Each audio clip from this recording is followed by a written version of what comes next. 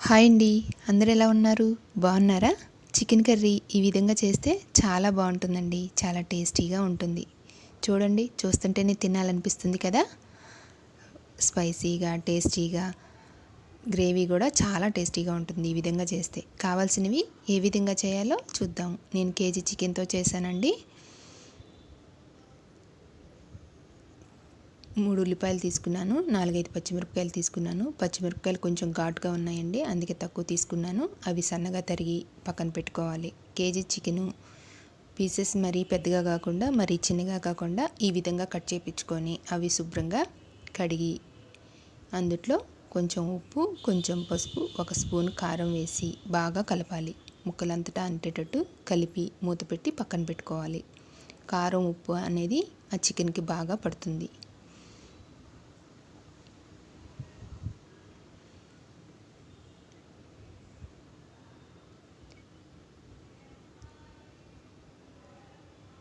ఈ విధంగా కలుపుకొని మూత పెట్టి పక్కన పెట్టుకోవాలి. ఇప్పుడు గ్యాస్ వెలిగించి ప్యాన్ పెట్టుకొని అందులో ఆయిల్ వేసుకోవాలండి.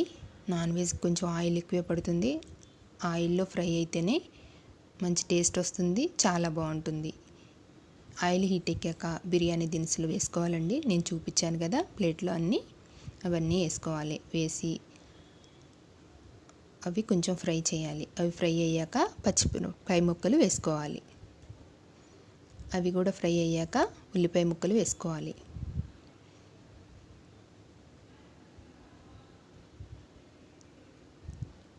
ఉల్లిపాయ ముక్కలు కూడా మంచిగా ఫ్రై చేయాలండి, మాడకుండా. కొంచెం కరివేపాకు వేసి బాగా కలిపి మూత పెట్టుకోవాలి. ఆ ఉల్లిపాయ ముక్క అనేది మగ్గి ఫ్రై అవుతుంది, బాగుంటుంది కూర.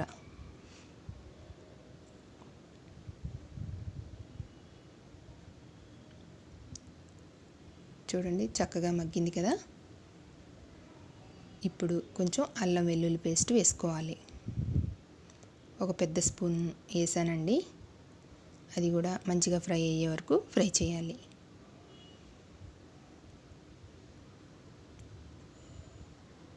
ఇప్పుడు అల్లం వెల్లుల్లి పేస్ట్ ఫ్రై అయ్యాక చికెన్ వేసుకోవాలండి.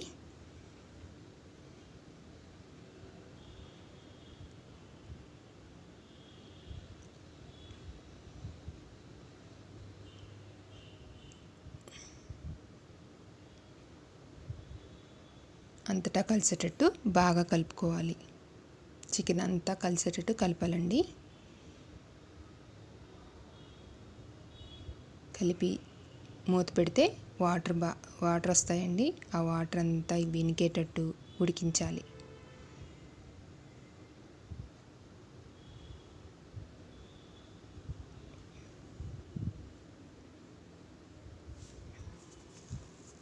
చూడండి, వాటర్ ఎంత వచ్చిందో. ఆ వాటర్ అంతా ఇనికి ఆయిల్ కనిపించే వరకు ఉడికించాలండి. ఒకసారి మొత్తం కలిపి మళ్ళీ మూత పెట్టాలి.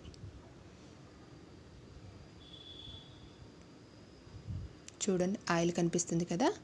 ఇప్పుడు మళ్ళీ కలిపి మళ్ళీ కొద్దిసేపు మూత పెడితే ఆయిల్లో కొంచెం ఫ్రై అవుతుంది. కూర నీసు వాసన అనేది ఉండదు, మంచి టేస్టీగా ఉంటుంది.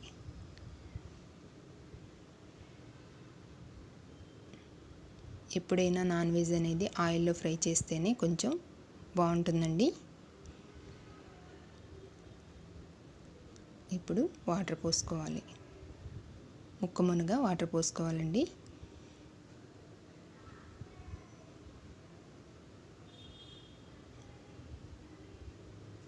కొంచెం ధనియాల పౌడర్ వేసుకోవాలి. ఇప్పుడు కొంచెం ఉప్పు, కొంచెం కారం అనేది పట్టిందండి. మీకు కావాలంటే వేసుకోండి, సరిపోతే పర్వాలేదు, చూసి వేసుకోండి. కొంచెం కొత్తిమీర వేసి బాగా కలిపి మూత పెట్టాలి. చక్కగా ఉడుకుతుంది. చూడండి, వాటర్ అంతా ఇనికాయి కదా. ఇంకా కొంచెం ఉంది, బాగా కలిపి అడుగు అనేది అంటకుండా కలపాలండి. కలిపాక కొంచెం కస్తూరి మేతి వేసుకోవాలి. ఉంటే వేసుకోండి, లేకపోతే పర్వాలేదండి, వేయకపోయినా పర్వాలేదు, బాగానే ఉంటుంది.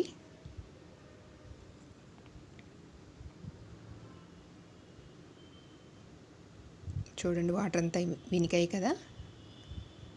మంచిగా కలిపి ఇప్పుడు కొంచెం గరం మసాలా వేసుకోవాలి.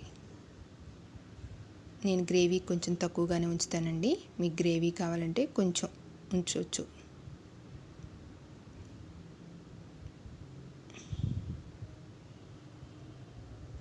బాగా కలిపి కొద్దిసేపు మూత పెట్టి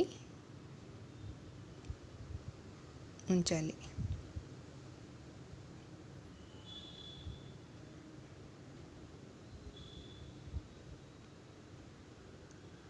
కొద్దిసేపు మూత పెడితే చికెన్ కర్రీ రెడీ అవుతుందండి. కొంచెం కొత్తిమీర వేసేస్తే చికెన్ కర్రీ రెడీ అయింది. నచ్చితే లైక్ చేయండి, షేర్ చేయండి, సబ్స్క్రైబ్ చేయండి, కామెంట్ చేయండి. చాలా బాగుంటుందండి.